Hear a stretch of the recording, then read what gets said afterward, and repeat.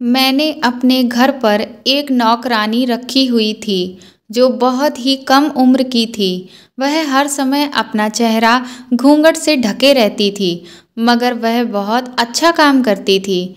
मेरी कमर में जब भी दर्द उठता तो मेरी नौकरानी मेरी इतनी अच्छी मालिश करती कि मुझे थोड़ी ही देर में आराम मिल जाता था। एक दिन मेरा बेटा मुझसे बोला, मम्मी आपको मैं डॉक्टर के पास लेकर चलता हूँ क्योंकि बहुत दिनों से आपने अपना चेकअप नहीं करवाया है। तो मैंने अपने बेटे को बताया कि बेटा, हमारे घर की जो नौकरानी है वह हर रोज़ रात में मेरे कमर की मालिश करके ही सोती है, जिससे मुझे अब बहुत आराम मिला है। यह सुनकर मेरे बेटे के चेहरे का रंग उड़ गया और वह तुरंत ही भागता हुआ नौकरानी के पास पहुंचा और उसे खींचते हुए लेकर आया। उसने जैसे ही नौकरानी का घूंघट उठाया तो मेरी जान निकल गई, यह देखकर कि वह तो नौकरानी नहीं बल्कि मेरा नाम अनीता है। मैं एक हाउसवाइफ हूँ और 2 जवान बेटों की माँ भी हूँ। जब मेरी शादी हुई तो उसके बाद मैं दिल्ली आकर बस गई, क्योंकि मेरे पति का दिल्ली में फैमिली बिजनेस था। हमारे पास रुपए पैसों की कोई कमी नहीं थी, क्योंकि मेरे पति अपने बिजनेस को विदेशों तक फैला रहे थे, जिससे हमें बहुत प्रॉफिट होता था और हमारे पास खानदानी जायदाद की भी कोई कमी नहीं थी। हमारे सिर्फ 2 ही बेटे थे जिनकी परवरिश हमने बहुत अच्छे से की थी। मेरे पति हमेशा से यह चाहते थे कि मेरे दोनों बेटे इतना पढ़ लिख जाएं कि वह भी उनकी तरह विदेश में जाकर उनके बिजनेस को आगे संभाल सकें। लेकिन मेरा जो बड़ा बेटा था वह मुझसे इतना प्यार करता था कि मेरे बिना रह नहीं सकता था, इसीलिए उसने विदेश जाने से मना कर दिया। और मेरा छोटा बेटा तो बचपन से ही बहुत मनमौजी रहा था। वह हमेशा से सिर्फ वही करता जो उसकी मर्जी होती। मेरे पति को अक्सर अपने बिजनेस के लिए विदेश जाना पड़ता था। फिर समय के साथ जैसे जैसे बिजनेस बढ़ता गया, मेरे पति को कई कई महीनों तक विदेशों में ही रहना पड़ता और उनका जाना भी ज़रूरी था। मैं और मेरा बड़ा बेटा ज़्यादातर समय घर पर ही बिताते और मेरा छोटा बेटा बाहर आवारागर्दी करता रहता। बड़ा बेटा अपनी पढ़ाई भी अच्छे से कर रहा था और कॉलेज से आने के बाद दिल्ली में जो कारोबार था उसमें भी अपना समय दे रहा था। वह मुझसे अक्सर कहता कि मम्मी, जैसे ही मेरी पढ़ाई पूरी होगी पापा मुझे विदेश में बुला लेंगे, इसीलिए मैं चाहता हूँ कि पहले मैं यहीं पर अपने कारोबार को और ज़्यादा आगे बढ़ाऊँ। अगर मैंने यहीं पर कुछ बेहतर कर दिखाया तो मुझे आपसे कभी भी दूर नहीं जाना पड़ेगा। मेरे बेटे का मेरे लिए प्यार देखकर मैं मन ही मन बहुत खुश होती। मेरे पति तो अब घर से बाहर थे। फिर पता नहीं आखिर क्या हुआ कि मेरा बड़ा बेटा जब भी छोटे बेटे को किसी बात के लिए समझाता तो वह अपने बड़े भाई से ज़बान लड़ाने लगता और उससे झगड़ा शुरू कर देता। उसे हमेशा से ही यही लगता था कि मैं अपने बड़े बेटे को उससे ज़्यादा प्यार करती हूँ और इसीलिए वह उससे जलन महसूस करने लगा। मैंने उसे बहुत समझाने की कोशिश की कि जैसा वह सोच रहा है ऐसा कुछ भी नहीं है और वह अपने बड़े भाई से किसी भी तरह की बदतमीजी ना करे, लेकिन वह मेरी एक बात नहीं सुनता। मैं बहुत परेशान रहती कि आखिर मेरी परवरिश में क्या कमी रह गई जो मेरा छोटा बेटा ऐसा निकल गया। आए दिन के रोज़ रोज़ के झगड़ों से तंग आकर एक दिन मैंने अपने छोटे बेटे पर हाथ उठा दिया, जिससे वह मुझसे इतना नाराज़ हो गया कि वह घर छोड़कर ही चला गया। मुझे इस बात का बहुत अफसोस होता है कि मेरा छोटा बेटा मुझे गलत समझता है। धीरे धीरे दिन बीत रहे थे। अब घर में सिर्फ मैं और मेरा बड़ा बेटा 2 ही लोग रहते थे। मैं अपने घर के सारे काम खुद ही किया करती थी, क्योंकि मैं कोई कामकाजी महिला नहीं थी। अगर मैं घर के काम के लिए कोई काम वाली बाई रख लेती तो मेरे पास बहुत समय ऐसा बचता जिसमें मैं बोर हुई होती रहती। और मुझे अपने बेटे के लिए खाना बनाना बहुत पसंद था। मेरा बड़ा बेटा अपने कारोबार के चलते अब काफ़ी बिजी रहने लगा था। तो एक दिन वह बोला कि मम्मी, आप घर में कोई नौकरानी क्यों नहीं रख लेती, ताकि आपको भी अब थोड़ा आराम मिल सके। तो मैंने उसकी बात को टाल दिया। मैंने कहा कि अरे पागल, अभी मेरी इतनी भी उम्र नहीं हुई है कि मैं घर के काम भी ना कर सकूं। लेकिन एक दिन जब मैं घर का कुछ सामान लेने के लिए बाजार जा रही थी, तभी अचानक से एक मोटरसाइकिल मेरे इतना करीब से गुजरी कि मैं अचानक से हड़बड़ा गई और मेरा पैर फिसल गया और मैं वहीं गिर गई। कुछ लोगों ने मुझे अचानक से घेर लिया, लेकिन तभी वहाँ एक लड़की आई जो अपना चेहरा ढके हुए थी। उसने मुझे तुरंत उठाने की कोशिश की, लेकिन मेरी कमर में चोट आ गई थी, जिसमें मैं बिल्कुल भी उठ नहीं पा रही थी। फिर वह जैसे तैसे लोगों की मदद लेकर मुझे रिक्शे से घर लेकर आई। मैंने रास्ते में ही अपने बड़े बेटे को फ़ोन करके घर बुला लिया था और वह अपने साथ हमारे पहचान के डॉक्टर को ले आया। जब उन्होंने मेरी जांच की तो उन्होंने मुझे आराम करने की सख्त हिदायत दी और कहा कि अब मैं पूरी तरह से बेड रेस्ट करूं, क्योंकि अगर मैंने घर का एक भी काम छुआ तो मेरी हालत और भी ज़्यादा बिगड़ सकती है। डॉक्टर की बात सुनकर मैं बहुत परेशान हो गई, क्योंकि मैंने सोचा कि अगर मैं बिस्तर पर ही लेटी रहूंगी तो मेरे घर के काम कौन करेगा। मेरा बेटा भी मेरे लिए बहुत परेशान होने लगा। तभी वह लड़की जिसने मेरी मदद की थी वह बोली कि मेम साहब, अगर आप इजाज़त दें तो क्या मैं आपके घर के कामों की जिम्मेदारी उठा लूं, क्योंकि मुझे भी काम की ज़रूरत थी। तो अगर आप मुझे नौकरानी के लिए रख लेंगी तो आपकी भी मदद हो जाएगी और मुझे भी काम मिल जाएगा। मैंने सोचा लड़की भली है, जब किसी ने भी मेरी मदद नहीं की थी तो इसी लड़की ने मेरी मदद की। तभी मेरा बेटा भी बोला कि माँ, आज की दुनिया में कोई किसी की मदद नहीं करता, लेकिन इसने आपकी मदद की है तो अब आपका भी फ़र्ज बनता है कि आप भी इसके लिए कुछ करें। मैंने कहा कि यह तो बहुत अच्छी बात हो जाएगी। मैं तो वैसे ही परेशान हो रही थी कि अब मैं नौकरानी कहाँ ढूंढूंगी, और मुझे बैठे बिठाए ही घर संभालने वाली मिल गई। फिर मैंने उस लड़की से उसका नाम पूछा। उसने अपना नाम शोभा बताया। मेरे बेटे ने शोभा से चाय बनाकर लाने को कहा।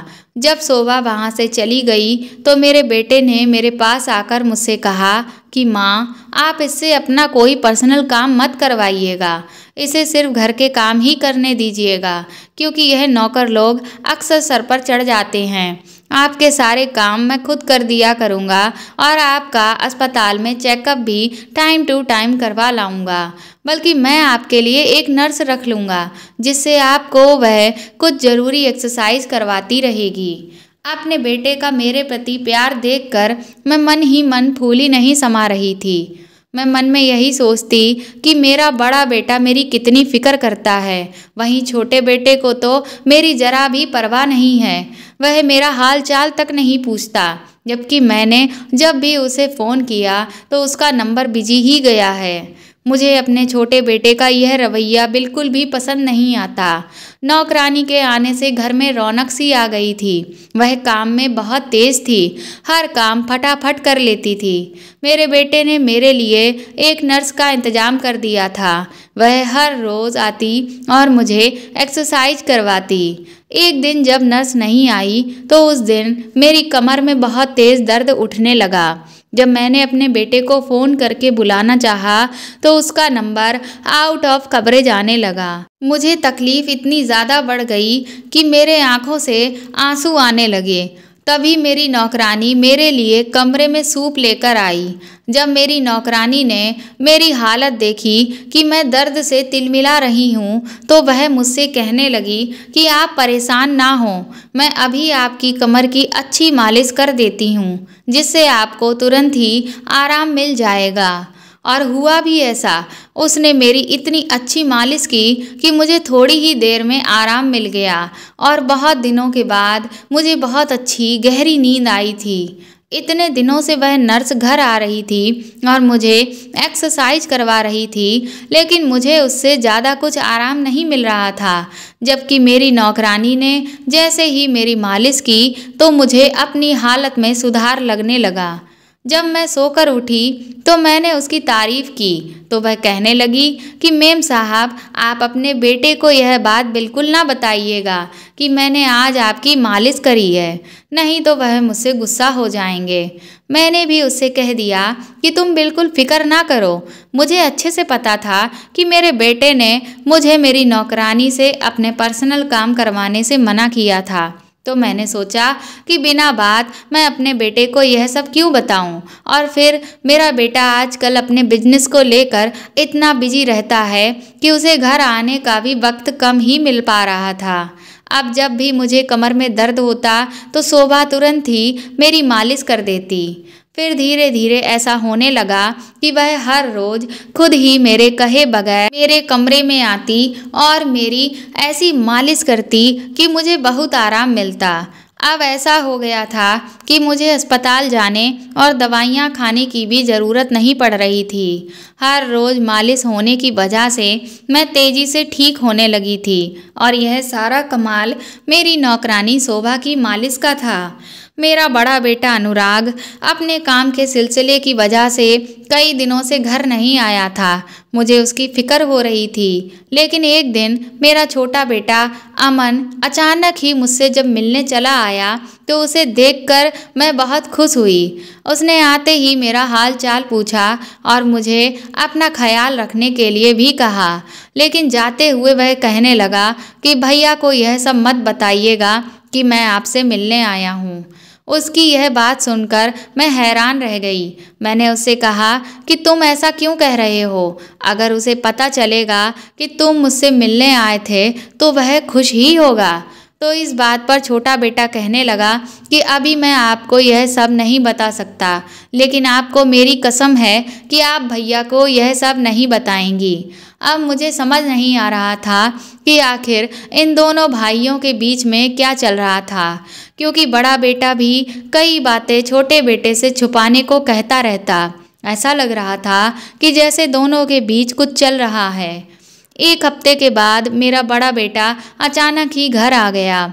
उस वक्त शोभा मेरी मालिश कर रही थी। उसने जैसे ही मेरे कमरे का दरवाज़ा खोला तो शोभा को देखकर वह चौंक गया और कहने लगा कि तुम यहाँ मम्मी के कमरे में क्या कर रही हो? इससे पहले कि मेरे मुंह से ये निकल जाता कि वह मेरी मालिश कर रही थी, वह जल्दी से खड़ी हो गई और बोली कि साहब, मैं कुछ नहीं कर रही थी, मैं तो बस मेम साहब को सीधा लिटाकर उनकी कमर के नीचे तकिया लगा रही थी। शोभा की बात सुनकर मेरे बेटे के चेहरे पर इत्मीनान आ गया। वह बोला कि मैं तो डर ही गया था कि आप कहीं इससे अपनी मालिश तो नहीं करवा रही हैं। मैंने कहा, बेटा, तुम्हें इस लड़की से दिक्कत क्या है? यह लड़की अच्छी खासी है, हर काम जल्दी से कर देती है, जो कहो एक बार में बात भी सुन लेती है। और वह जो नर्स तुमने रखी है वह तो एक नंबर की कामचोर है। एक दिन के लिए आती है और 2 दिन के लिए गायब हो जाती है। इसलिए अब तुम उस नर्स को आने से मना कर दो। मेरा बेटा बोला कि मम्मी, मुझे आखिर नौकरानी से क्या दिक्कत हो सकती है? मैं तो बस इसलिए कह रहा था कि एक नौकरानी इतनी अच्छी एक्सरसाइज नहीं करवा सकती जितनी कि एक ट्रेंड नर्स करवा सकती है। मैंने तो सिर्फ इसलिए मना कर रखा है क्योंकि नौकरानी को कोई अनुभव नहीं है और बिना अनुभव के अगर उसने आपकी मालिश की या आपको एक्सरसाइज कराई तो कहीं ऐसा ना हो कि आपकी मुश्किल और बढ़ जाए और आपकी कमर की कोई हड्डी इधर उधर खिसक जाए। अपने बेटे की फिक्र देखकर मैं मुस्कुरा दी। पहले मैंने सोचा कि मैं उसे सब कुछ बता दूं, फिर मुझे लगा कि अभी तो मैं थोड़ा ही ठीक हुई हूँ और मैं चाहती थी कि जब मैं पूरी तरह से ठीक हो जाऊं तो मैं अपने बेटे को सरप्राइज़ दूं। कुछ ही दिनों में मैं चलने फिरने लगी। शोभा रोज रात को 1 घंटे तक मेरी अच्छे से मालिश करती और मुझे एक्सरसाइज भी करवाती। लेकिन मैं इस बात को लेकर थोड़ा परेशान रहती थी कि मेरी नौकरानी हर वक्त अपना चेहरा घूंघट से छुपाकर क्यों रखती है। आखिर उसके चेहरे में ऐसा क्या हुआ है?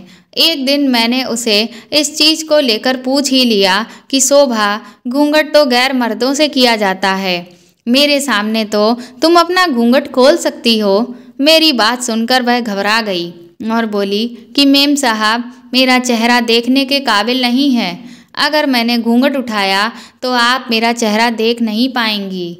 उसकी बात सुनकर मैंने यह अंदाज़ा लगा लिया कि ज़रूर इस बेचारी के साथ कोई बड़ा हादसा हुआ है और इसका चेहरा जल गया होगा।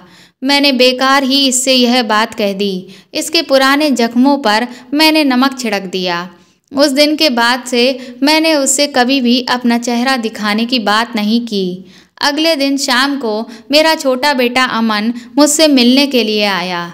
जब वह जाने लगा तो मैंने उससे कहा कि तुम यहीं क्यों नहीं रहते हो? आखिर कब तक तुम्हारी नाराज़गी चलेगी? तो वह कहने लगा कि ठीक है, मैं इस बारे में सोचूंगा। मेरी हालत अभी इतनी ठीक नहीं थी कि मैं सीढ़ी से उतरकर नीचे जाती, इसलिए जब वह चला गया तो मैं खिड़की से जाकर उसे देखने लगी तो मैंने देखा कि अमन शोभा को कुछ दे रहा था।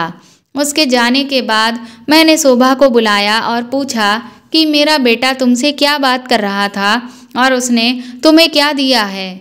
तो वह बोली कि वह मुझे आपका ख्याल रखने की बात कह रहे थे और उन्होंने जाते हुए मुझे कुछ पैसे दिए हैं ताकि मैं पूरे दिल से आपकी सेवा कर सकूं।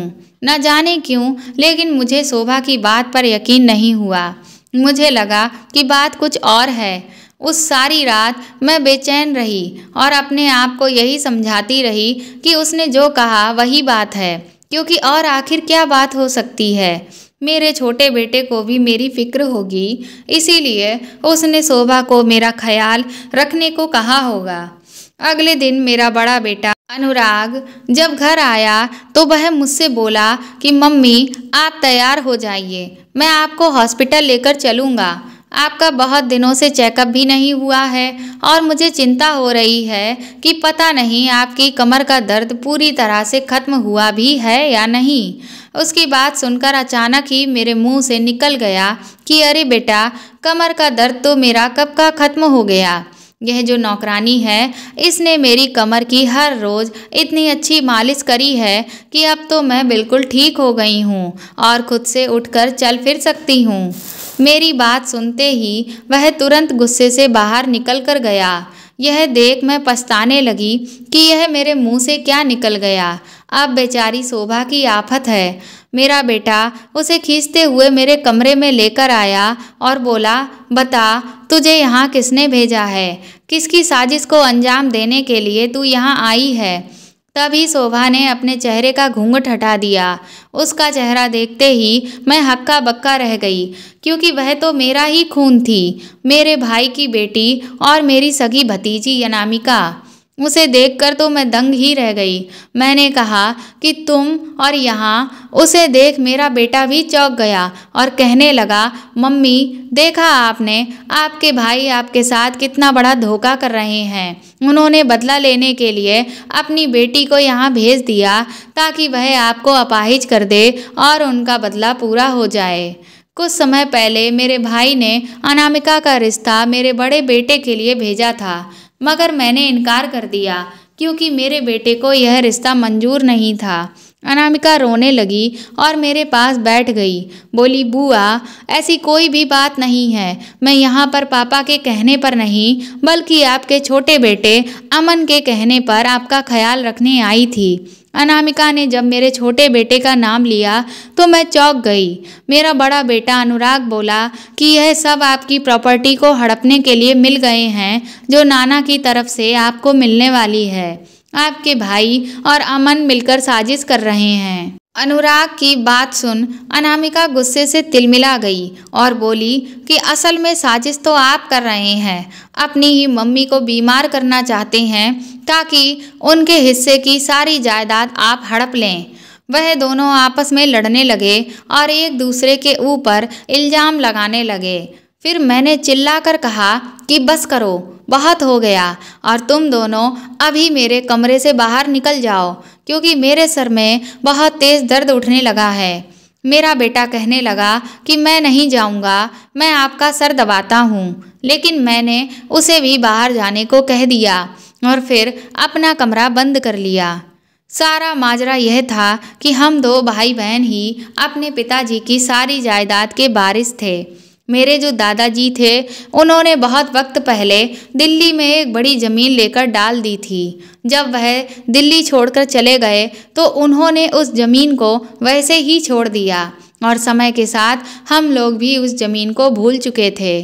कुछ महीना पहले ही हमें पता चला कि उस ज़मीन के ऊपर एक बहुत बड़ा शॉपिंग मॉल बनने वाला है और जब उन लोगों ने हमसे कांटेक्ट किया कि हम उन्हें अपनी जगह बेच दें और उन्होंने इसकी कीमत 50 करोड़ लगाई थी, तब जाकर हमें पता चला कि मेरे दादाजी ने एक नहीं बल्कि ऐसी 2 ज़मीनें खरीदी थीं जिसके लिए हमें 100 करोड़ रुपए मिलने वाले थे और हम सिर्फ 2 भाई बहन ही थे। इसीलिए जो पैसा था वह भी हमारे बीच बराबर ही बंटता। इसलिए अब मुझे यह बात समझ नहीं आ रही थी कि मेरी बीमारी का इस सब से क्या लेना देना। मेरा बड़ा बेटा मुझसे बहुत प्यार करता था।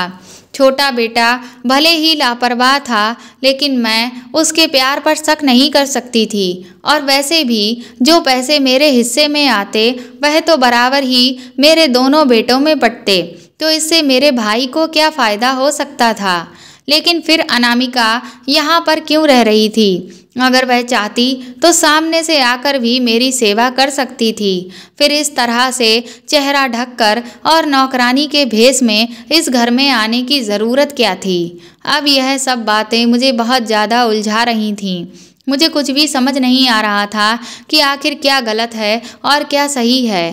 फिर मैंने सोचा कि मुझे खुद से हर बात का पता करना होगा कि आखिर यह सब क्या चल रहा है। अगले दिन अनुराग मेरे पास आया और बोला, मम्मी मुझे माफ़ कर दो, मैं तो जानता ही नहीं था कि नौकरानी के भेष में अनामिका होगी। मैंने उससे कहा, अब यह सब बातें छोड़ दो क्योंकि इनके बारे में सोचने से कोई फ़ायदा नहीं है। फिर वह बोला कि मैं आपको अस्पताल लेकर चलता हूँ, हम आपका चेकअप करवाते हैं और पता करते हैं कि कहीं अनामिका ने आपको कोई नुकसान तो नहीं पहुँचाया है।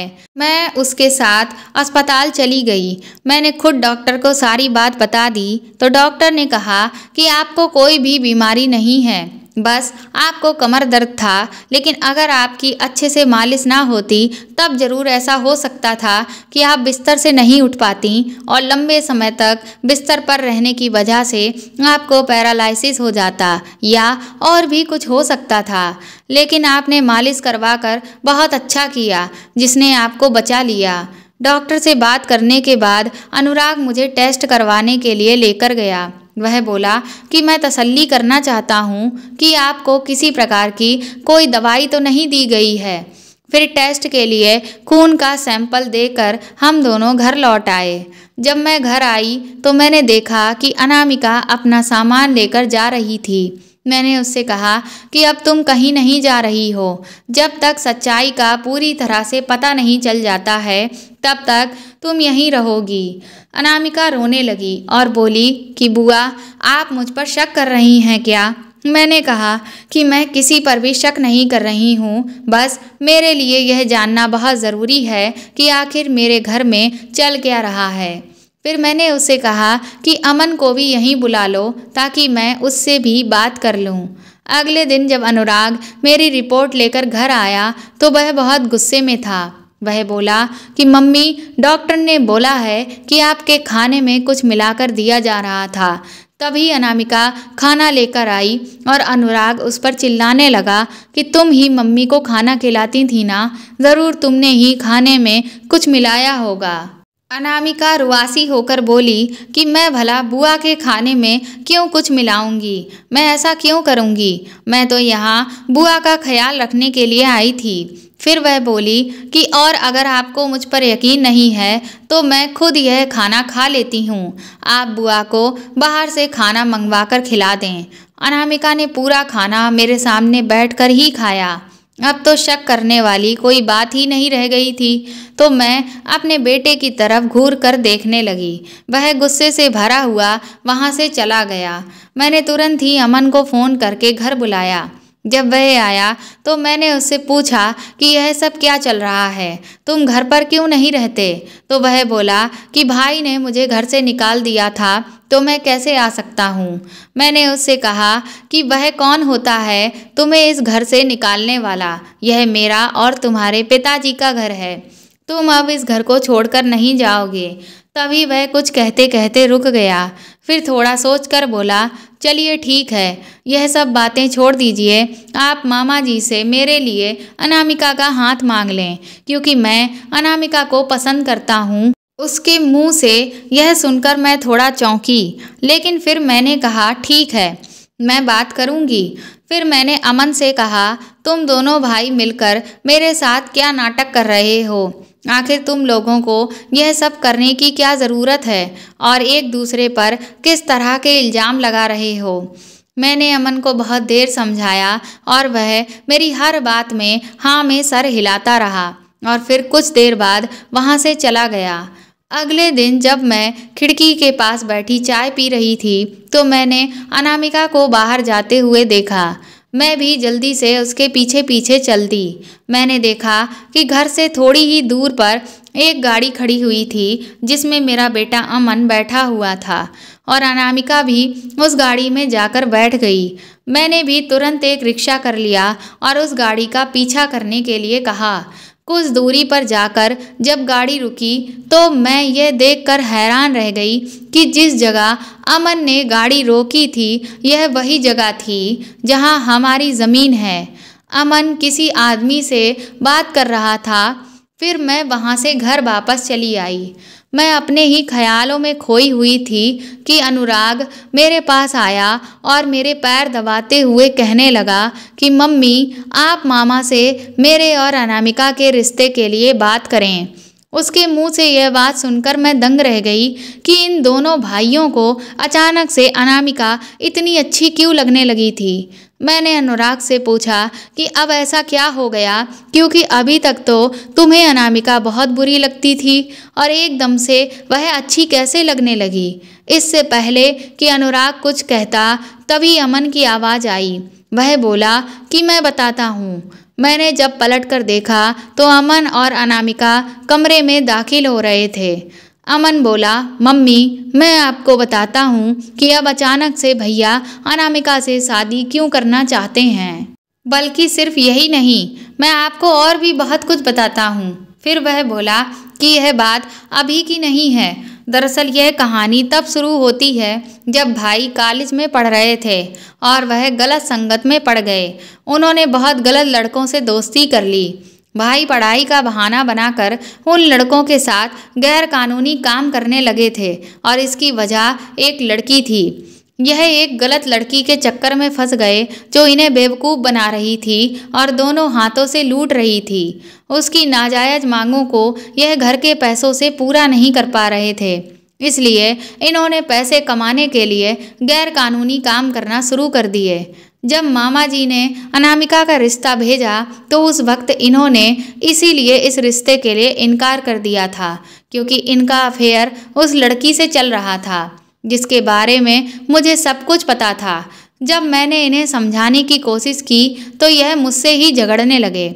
यह उस लड़की से शादी करना चाहते हैं, लेकिन उस लड़की की एक शर्त थी, वह यह कि भैया के नाम पर कोई भी जायदाद नहीं थी और उसने कहा कि अगर तुम मुझे चाहते हो तो तुम्हारे नाम कम से कम घर तो होना ही चाहिए। अनुराग भैया ने कागजात तैयार करवाकर और आपकी आंखों में धूल झोंक कर धोखे से उन कागजों पर आपके साइन करवा लिए और यह घर अपने नाम करवा लिया और कारोबार का बहाना करके यह पूरा दिन उस लड़की के साथ रहते हैं और उसकी नाजायज़ मांगें पूरी करते रहते हैं। उस लड़की का लालच बढ़ता गया। फिर उसी लड़की के कहने पर इन्होंने आपको बाजार में चोट पहुंचवाई ताकि इन्होंने जो किराए पर लड़की लाई थी उसे यह नौकरानी बनाकर इस घर में भेज सकें, जिससे वह आपको और भी ज़्यादा बीमार बना दे। लेकिन ऐन मौके पर मैंने उस लड़की को ज़्यादा पैसे देकर कहीं दूर भेज दिया और उसकी जगह अनामिका को यहाँ भेज दिया ताकि वह आपका ख्याल रख सके। भाई अनामिका को जो भी गलत दवाइयाँ आपको खिलाने के लिए देते थे वह सब फेंक देती थी और आपकी मालिश भी करती थी। वह जो नर्स आपको एक्सरसाइज कराने आई थी उसे भी इन्होंने सिर्फ दिखावे के लिए रखा हुआ था ताकि यह आपकी नज़रों में अच्छे बन सकें। मैं और अनामिका एक दूसरे को पसंद करते हैं। जब यह बात इन दोनों को पता चली तो उस लड़की ने ज़्यादा दौलत हड़पने के लिए इन्हें ये सलाह दी कि ये अनामिका से शादी कर लें, क्योंकि अनामिका मामा की इकलौती औलाद है और उनके हिस्से की सारी जायदाद भी अनामिका को ही मिलेगी। तो अगर यह अनामिका से शादी करेंगे तो उसके हिस्से की जायदाद भी इन्हें ही मिल जाएगी और शादी होते ही ये किसी भी तरह से अनामिका की जायदाद भी हड़प लेंगे और उसे तलाक दे देंगे। फिर ये उस लड़की के साथ ऐश की ज़िंदगी जिएंगे। अमन के मुंह से ये सारी बातें सुनकर मुझे बहुत दुख हुआ, क्योंकि जिस बेटे को मैंने इतना प्यार दिया उसी ने मेरे साथ यह सब किया। वह अपनी माँ की ममता ही भूल गया। मुझे यकीन नहीं हो रहा था कि मेरा बेटा दौलत के लालच में इतना कैसे गिर सकता है। मैंने अनामिका की शादी अमन से करवा दी और अपने बड़े बेटे को उसका हिस्सा देकर आज़ाद कर दिया। मैंने उससे कह दिया कि तुम जिस लड़की के लिए अपनों के साथ ही साजिश रच रहे थे, अब तुम उसके पास जाकर अपनी ज़िंदगी जी सकते हो। लेकिन कुछ ही दिनों के बाद अनुराग मेरे पास वापस आ गया। वह बोला कि माँ, वह लड़की तो धोखेबाज निकली। वह पैसों की खातिर और ना जाने कितने लड़कों को फंसा रही थी। अब जाकर मुझे उसकी सच्चाई पता चली है। मुझे माफ़ कर दो माँ। उस लड़की के प्यार में मैं अपनी सगी माँ के प्यार को भूल गया। मैंने भी अपने बेटे को माफ़ कर दिया। मैंने सोचा अगर कोई इंसान अपनी गलती मान ले तो हमें भी उसे माफ़ कर देना चाहिए। अनुराग ने मुझे घर के कागजात वापस कर दिए।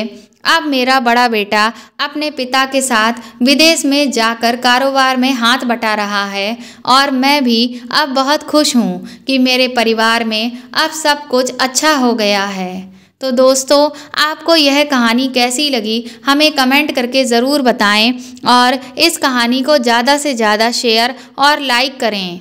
और अगर आप मेरे चैनल पर नए हैं तो इसे सब्सक्राइब करके बेल आइकन को ज़रूर दबा दें, ताकि ऐसी ही अच्छी अच्छी कहानियाँ मैं आपको आगे भी सुनाती रहूँ। Thank you.